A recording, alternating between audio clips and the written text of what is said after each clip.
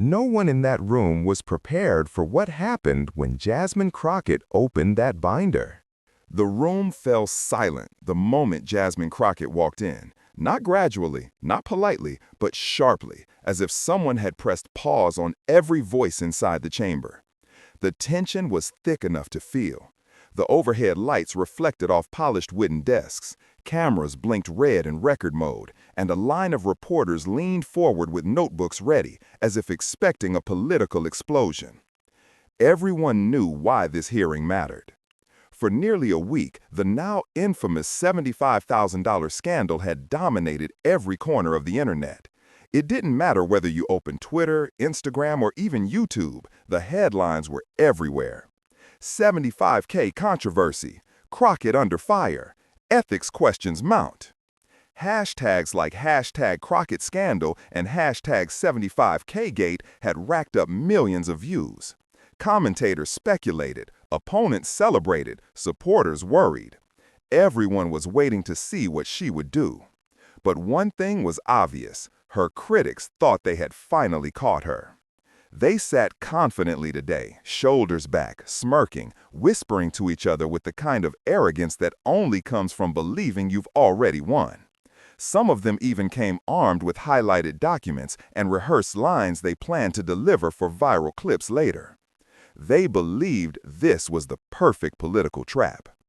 They believed the accusation that she had misused $75,000 in campaign-related expenses would finally slow down her momentum, dim her rising national profile, and silence the fierce, bold voice that had been calling them out for months inside committee rooms. But what they forgot is who they were dealing with. Jasmine Crockett wasn't just another lawmaker. She was a fighter. She was strategic, and most importantly, she came prepared. As she entered, she didn't scan the room for allies. She didn't look for cameras. She didn't even look at her critics, who were practically ready to celebrate before anything had even started. She walked straight to her seat with quiet confidence. Her expression wasn't one of fear or panic. No trembling hands, no forced smiles, no nervous shifting. She looked controlled, centered, completely unshaken. It was the kind of calm that makes the other side nervous, a calm that said, "I'm not here to defend myself, I'm here to expose something." She placed a thick binder on the table. Not a folder, not a handful of papers, but a binder, heavy, organized, full. The reporters immediately took notice. Some adjusted their lenses. Others leaned toward their colleagues and whispered, "What is that? Does she have evidence? Is she about to flip this?" Her critics noticed too. Their relaxed expressions tightened, their confident postures straightened. A few even exchanged uneasy glances, as if the script they had rehearsed suddenly felt incomplete. Jasmine finally looked up, sweeping the room with a sharp, steady gaze, not confrontational, but powerful. The kind of gaze from someone who has nothing to hide and everything to reveal. And then she sat back, composed, ready, waiting for the moment the chair would recognize her. The silence was so intense you could hear every page turning, every whisper from the back rows, every deep breath from the people who had been so sure that this scandal would be the end of her. They didn't know what was coming. They didn't know that the story they thought would destroy her reputation was about to backfire so hard it would expose not just their lies, but their agenda. Because Jasmine Crockett wasn't walking into an ambush today. She was walking into a setup she had already dismantled before the cameras even started rolling. When the chairman finally announced, "Representative Crockett, you have the floor," the entire room collectively inhaled, bracing for what they assumed would be a defensive speech, an apology, or at least an attempt to explain the situation. But what happened next caught the entire room off guard. Instead of panic, she leaned forward and spoke with a voice that was surprisingly calm, firm, and razor-sharp. "Thank you, Mr. Chairman," she began. You could feel every person in the room focusing, as if her words carried the weight of a verdict. She continued, "Before we begin, I want to address the so-called $75,000 scandal that has dominated headlines, talk shows, and political commentary." Her critics smiled to themselves. This is it, they thought. She's on the defensive. We've cornered her. But their smiles lasted only a few seconds, because Jasmine slowly placed a hand on the binder she brought in, then opened it. And at that moment, every camera in the room zoomed in. Every reporter raised his pen. Every critic stiffened.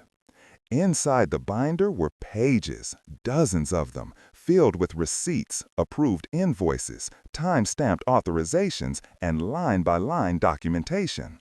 Her voice never wavered. "This binder contains every detail about the $75,000 in question. Every dollar accounted for, every approval recorded, every expense verified."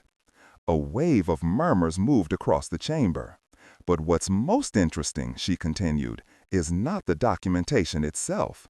It's that all of you already had access to these records long before you went to the press." Silence. Heavy, cold, stunning. Her critics didn't expect this. They weren't ready for this, and they certainly weren't prepared for what she would reveal next.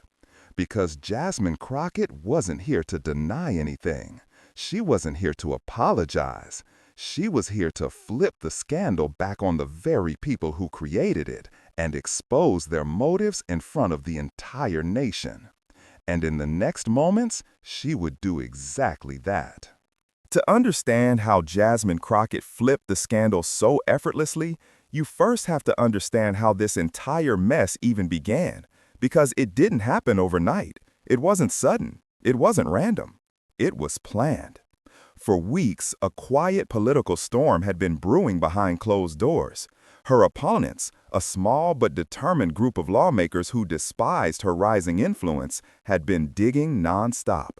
They combed through her records, parsed through her speeches, studied her interviews, even examined her social media history.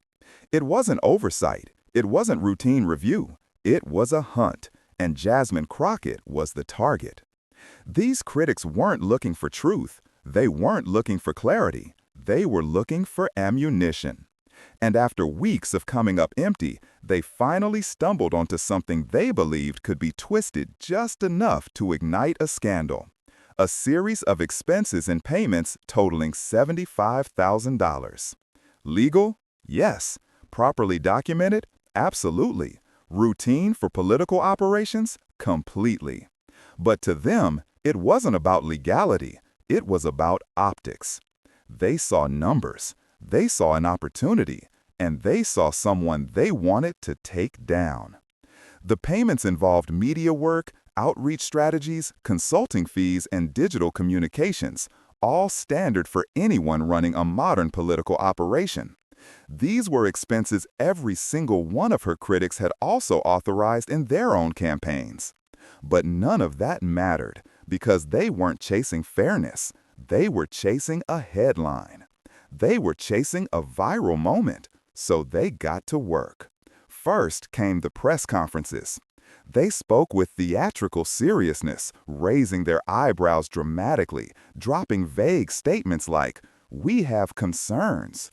We are looking into potential misuse. We expect accountability." They offered no evidence, no context, no documents, just suggestive language designed to plant doubt. Then came the social media campaign. Dozens of coordinated posts appeared within hours. Where did the $75,000 go? Is Crockett hiding something? Taxpayer trust violated. Comment sections turned chaotic. Troll accounts multiplied. Political pages began spreading edited clips and half stories, twisting basic financial records into something sinister. Next came the strategic leaks to reporters. Anonymous quotes, insider concerns, sources familiar with the investigation. None of it was factual, but in politics, chaos travels faster than truth, and the critics knew that. Then came the dramatic speeches on the House floor and on committee microphones. Some lawmakers almost seemed to be auditioning for cable news, delivering fiery lines designed to go viral. This is a breach of the public trust. We cannot allow corruption. The American people deserve answers. It didn't matter that they themselves spent more than $75,000 on similar services. It didn't matter that all of Jasmine's expenses were pre-approved and properly filed. The goal wasn't justice. The goal wasn't ethics. The goal was humiliation. Every move they made was calculated to isolate her, corner her, and weaken her credibility. They believed if they said her name next to the word scandal and investigation enough times, the public would fill in the blanks for them. It was political warfare, not with facts, but with sound bites. And while the noise grew louder, Jasmine Crockett did something her critics didn't expect. She stayed quiet. She didn't hold a press conference. She didn't fire back on social media. She didn't rush to defend herself. She watched. She observed. She let her critics celebrate a victory they hadn't actually won. Behind the scenes, Jasmine analyzed every accusation, every claim, every exaggerated headline. And as she reviewed the documents they were attacking her over, she realized something. They were counting on her being unprepared, but she wasn't, not even close. Because Jasmine had something her critics hoped she didn't have: documentation, proof, receipts. Every single dollar in question had been accounted for, every vendor listed, every transaction approved, every expense logged. Her records weren't just clean, they were airtight. And that's when Jasmine understood something deeper. This scandal had nothing to do with $75,000. It had nothing to do with ethics. It had nothing to do with transparency. This was personal. They weren't attacking her finances. They were attacking her voice. They were attacking her leadership. They were attacking the fact that she was unafraid to call out hypocrisy, injustice, and political games. They wanted to distract her. They wanted to embarrass her. They wanted to weaken her influence by drowning her in controversy. But Jasmine Crockett doesn't bend under pressure. She doesn't panic. She doesn't retreat. She strategizes. She prepares. She waits for the right moment, not to defend herself, but to expose the truth behind the entire setup. So while her critics laughed behind closed doors, convinced that they had damaged her reputation, Jasmine was quietly gathering the very evidence that would flip the scandal right back onto them. Not just the receipts, but the timeline, the motives, the coordinated attacks, the hypocrisy behind every accusation. And when she finally stepped into that hearing room, calm, composed, and carrying a thick binder, she knew exactly what she was about to do. She wasn't just going to clear her name. She was going to reveal the truth. She was going to expose the political game. She was going to show the world how this scandal wasn't created by facts, but by people who feared the power of her voice. And she was ready to let every camera capture the moment. The chair recognized her. Those 4 words echoed through the chamber like a signal, a moment everyone had been waiting for. Reporters lifted their cameras. Lawmakers shifted in their seats. Even the critics who had spent days fueling this controversy leaned forward, ready to witness what they believed would be her collapse. Jasmine Crockett adjusted her microphone slowly, deliberately. She didn't rush. She didn't tremble. She didn't even clear her throat.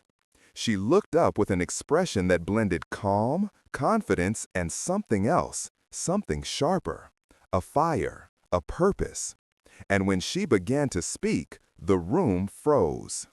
"Let's talk about this so-called $75,000 scandal," she said. Her tone wasn't defensive. It wasn't apologetic. It wasn't nervous. It carried a controlled intensity, the tone of someone who knows the truth, holds the truth, and is about to unleash it. Instantly, her critics straightened their backs, as if bracing for impact. Some of them smirked, believing she was stepping into the trap they had laid. Others exchanged small nods, as if saying, "Here we go, she's cornered." Cameras zoomed in closer. The blinking red lights on every lens lined up toward them like targets. And from homes, offices, and phones across the country, millions of people leaned in toward their screens. Everyone wanted to hear what she would say next. She continued, "Every expense you're pointing at, every single one, was reviewed, documented, and approved. You know that. The public will know that. But what they don't know is why you're pushing this story." The word "why" sliced through the room. Instantly, the atmosphere shifted. There was no tremble in her voice, no hint of weakness. She wasn't explaining herself. She was challenging them. And that alone made the critics who orchestrated this drama tense in their seats. Then she did something none of them expected.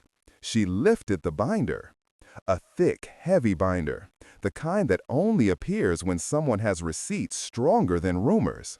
The light above caught the shiny cover as she held it up for everyone to see. "This," she said, "is the full breakdown of the $75,000, line by line, vendor by vendor, with timestamps, invoices, and approvals." Her words landed like punches. She flipped the binder open. The sound of the pages turning echoed through the chamber. Page after page of proof. Real documents, unfiltered truth. Invoices stamped paid. Contracts signed long before the controversy began. Receipts perfectly matched to transactions already listed in public disclosures. The organized precision of her evidence wasn't just impressive, it was devastating. Suddenly, the critics who had looked so confident minutes earlier began to shift uncomfortably. Their fake confidence slowly melted into tight jaws, tapping fingers and anxious glances. You could see the realization forming in their eyes. They didn't just underestimate her, they miscalculated entirely. Reporters scrambled to capture every detail. Some were flipping open their laptops, typing furiously. Others were already whispering to their colleagues, "She has everything. She came prepared. This changes everything." But Jasmine wasn't done, not even close. She held up another page. "What I want to know," she said, as her eyes narrowed at the critics who had shouted the loudest, "is why you ignored these records when you already had access to them." Her voice sharpened. The room reacted instantly, a wave of murmurs rippling across the seats, reporters glancing up from their notes, lawmakers turning to whisper behind raised hands. Her critics swallowed hard. Some tried to avoid her eyes. Others shifted, looking down as if the carpet had suddenly become more interesting. Jasmine leaned forward, locking the entire room into her gaze. "Because this," she continued, "this was about distraction. It was about smearing someone who refuses to be silent. And let me make something very clear." She paused. The silence that followed was electric, a silence that grabbed every ear and held it tightly. "I'm not going anywhere." Boom. It wasn't shouted. It wasn't dramatic. It wasn't emotional. It was firm, final, the kind of line that ends arguments and opens headlines. And in that single moment, the whole dynamic of the room changed. The politicians who thought they were about to destroy her credibility were suddenly the ones on defense. Their plan, the leaks, the headlines, the coordinated outrage, crumbled right in front of them. But Jasmine Crockett didn't just show up to clear her name. She showed up to expose the truth. They never cared about 75,000. They cared about silencing a voice they couldn't control. And now, that voice was louder than ever. Her binder wasn't just evidence. It was a shield. It was a sword. It was a message. You tried to bury me with a lie. Now watch me bury your lie with the truth. That moment, that single sentence, didn't just flip the scandal. It set the tone for everything that followed. The room would never be the same. The narrative would never be the same. And her critics, they had no idea just how badly this was about to backfire. The moment she closed the binder, she didn't pause, didn't let the room breathe, didn't give her opponents even 1 second to recover. Instead, she reached forward and clicked a small remote sitting next to her microphone. Instantly, the screen behind her lit up. A bright, bold title appeared: "The Real Story Behind the $75,000." Every camera locked onto the screen. The critics who had been whispering earlier stopped mid-sentence. Even the reporters, who had been scribbling non-stop, lifted their heads to see what she was about to reveal. Jasmine turned slightly toward the screen as slide 1 appeared. A clearly laid out timeline. Not vague, not confusing, not open to interpretation. It showed the date each contract was signed, when the work began, when invoices were issued, when payments were cleared, and the internal approvals on each step. Everything matched, everything aligned, everything was legal. She didn't have to explain it. The slide explained itself. But Jasmine still added, in a steady voice that carried throughout the chamber: "This is the process every one of us in this room uses. The only difference is that I'm being attacked for following the rules you all follow." A few heads dropped. One critic shifted, tugging at his collar. Another looked like he suddenly wanted to leave the room. Then she clicked again. Slide 2. This time the title read, "Comparative Expenses of Selected Members." And below it were bar charts. Simple, bold, devastating. Spending totals from her critics. Expenses far higher than the $75,000 they claimed was a scandal. One opponent had $220,000 in consulting fees. Another had over $400,000 in media services. A third had nearly $1 million routed through digital outreach. None of these numbers were illegal, but they proved something crucial. Jasmine wasn't being attacked for breaking rules. She was being attacked for not belonging to their circle. Gasps rippled across the room. Not just soft murmurs, real, audible gasps. People who had come ready to criticize her now sat back, visibly shaken. The hypocrisy was undeniable. Jasmine didn't raise her voice. She didn't need to. Her tone stayed calm, controlled, cutting. "You want to talk about $75,000? Then let's talk about the millions spent by the very people accusing me." She clicked again. Slide 3. The title hit harder than the first two. "Pending Ethics Complaints, Public Record." Below it were documents. Real, verified documents. Filed ethics complaints, not against her, but against the lawmakers who had been shouting the loudest for the past week. The room erupted, not in applause, but in full-blown shock. Some reporters stood up, trying to get a better look. Others started typing so fast their keyboards echoed over the microphones. One critic whispered something to his staff and pointed toward the exit, but Jasmine didn't give him the moment to slip away. She looked directly at the cameras and said, "While you were busy manufacturing a fake scandal around me, the real ethics problems were happening on your side." Her critics tried interrupting.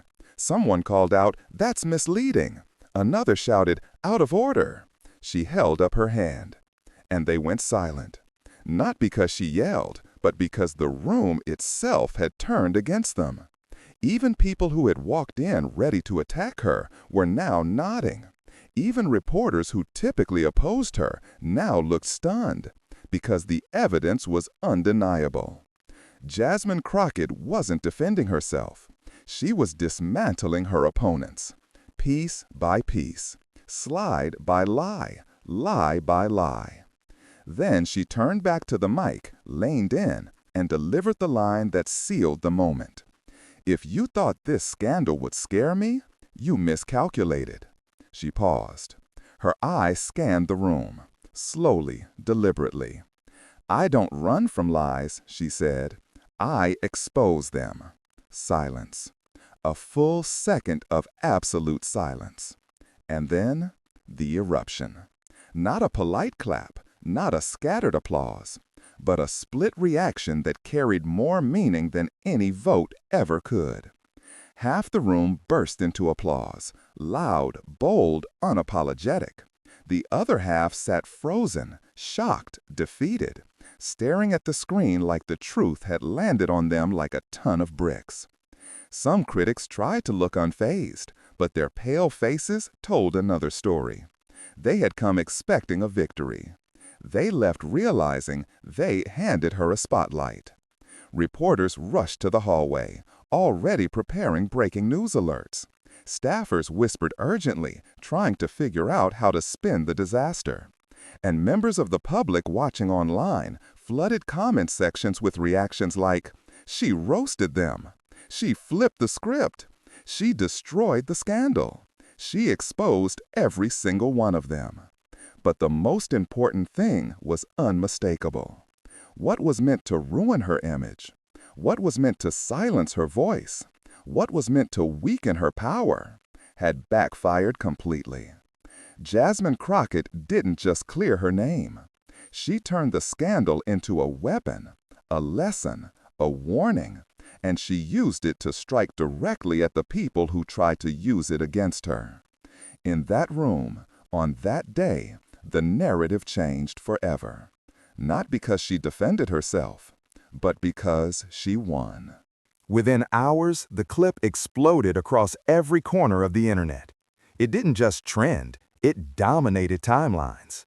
People who had never even heard of the hearing were suddenly glued to their screens, replaying the moment Jasmine Crockett lifted the binder with that calm, unshakable confidence, as if she already knew the truth would hit harder than any accusation thrown her way. Millions watched in real time as she flipped through page after page of receipts. Millions more watched the edit where she exposed her critics' hypocrisy with that slideshow, each slide landing like a hammer.